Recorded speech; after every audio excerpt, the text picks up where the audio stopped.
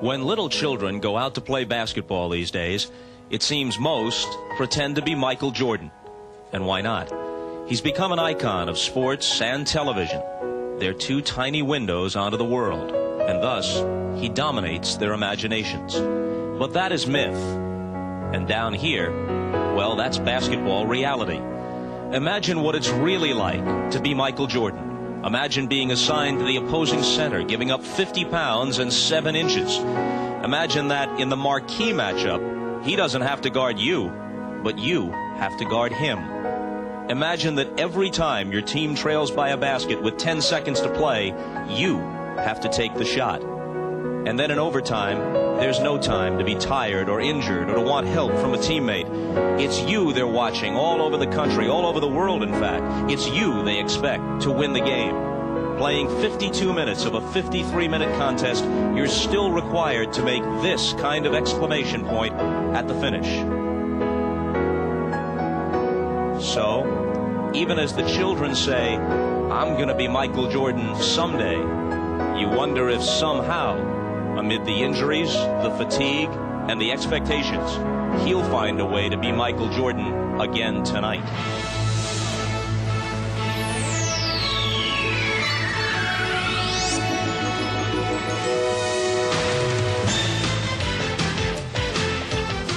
This is the NBA on NBC. The 1991 NBA Finals.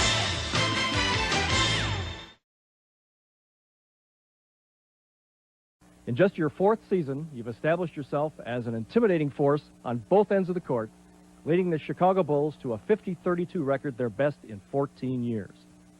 Michael, nobody does it better. Congratulations to you from Edge and from your fans all over the country. I think a lot of gratitude have to go out to my teammates and my coaching staff and the fans of Chicago. I think without them, I couldn't accomplish the feats that I did. And hopefully we can come back and do the same thing next year and improve our record and do better in the playoffs and just have an all-around better season next season. Thanks a lot. You had time now to reflect on the season. What will you remember most about this past year? So great season for you.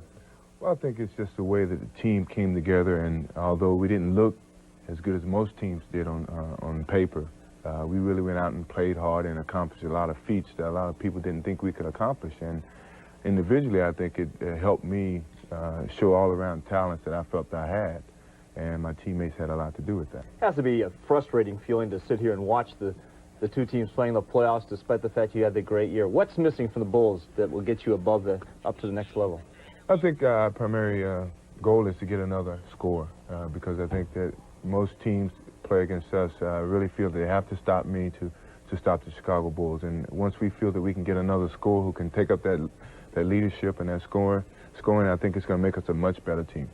You've been the NBA scoring champion the last 2 years. You wouldn't mind relinquishing some of that role? No, I wouldn't mind. If we're going to get more wins and accomplish more feats as a team, I think all the individual accolades that I've captured at this time, I can render some of the things for some of those accolades. Jordan is torching Vashawn Leonard verbally and physically. What is he telling Vashawn Leonard? Well, that's what I asked Mr. Leonard, and he said, "You can't guard me. Not tonight. And why are you even trying?"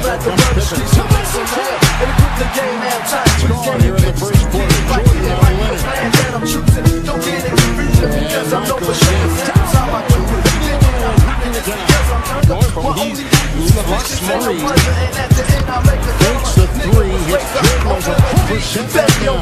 Jordan with a spin. Team in the first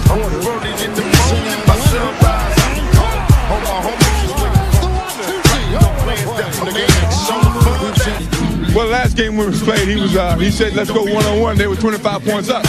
I said, let's start right from scratch, 0-0. Let's go one-on-one, see who scored all the points. You're talking to him tonight? A little bit. Told me he couldn't guard. But, I tell him that quite a bit. But It was supposed to be a coronation, another banner hung, another celebration, a three-peat, a dynasty. Instead, the only thing hung after Game 5 of these NBA Finals were the heads of the Chicago Bulls. It is our destiny to win the World Championship. God wants us to win the World Championship.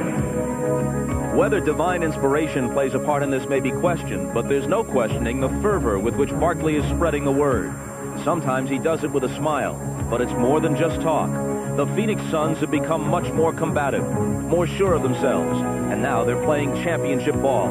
Even if the Bulls come out of Phoenix with the title, they will have sweated for it. In the last few games in Chicago, this series has been redefined. The Suns simply will not back down from the Bulls.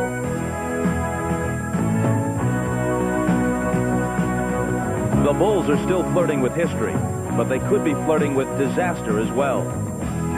5 times in these playoffs, the Phoenix Suns have faced elimination. 5 times they've won. After what happened this improbable past week in Chicago, who's to say they can't do it again? I just believe in my heart that it's just our destiny.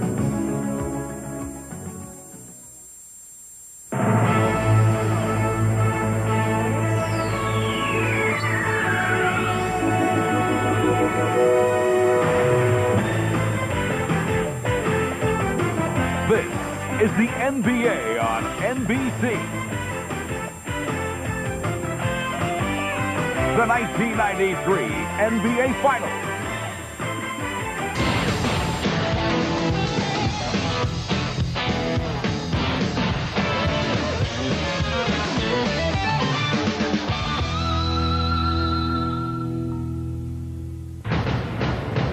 The 2-year reign of a respected champion has come to an end.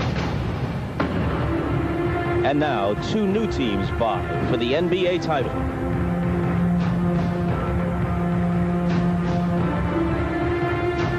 Teams that have traveled vastly different paths in pursuit of this prize. For 3 memorable years, red and black were the colors of royalty in the NBA. One man was largely responsible for this exquisite run of sustained excellence.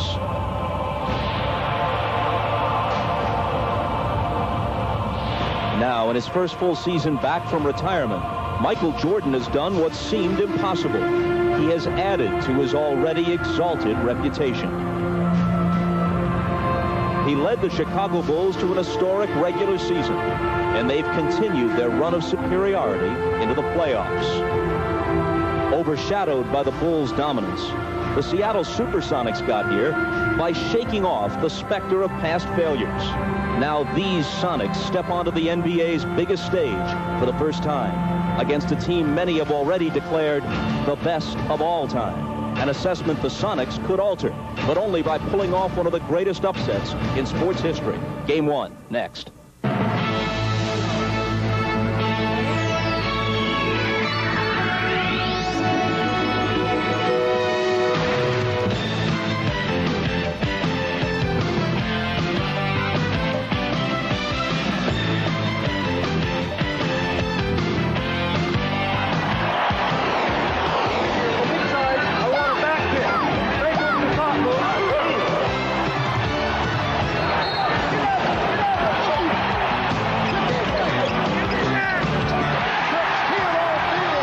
Rushford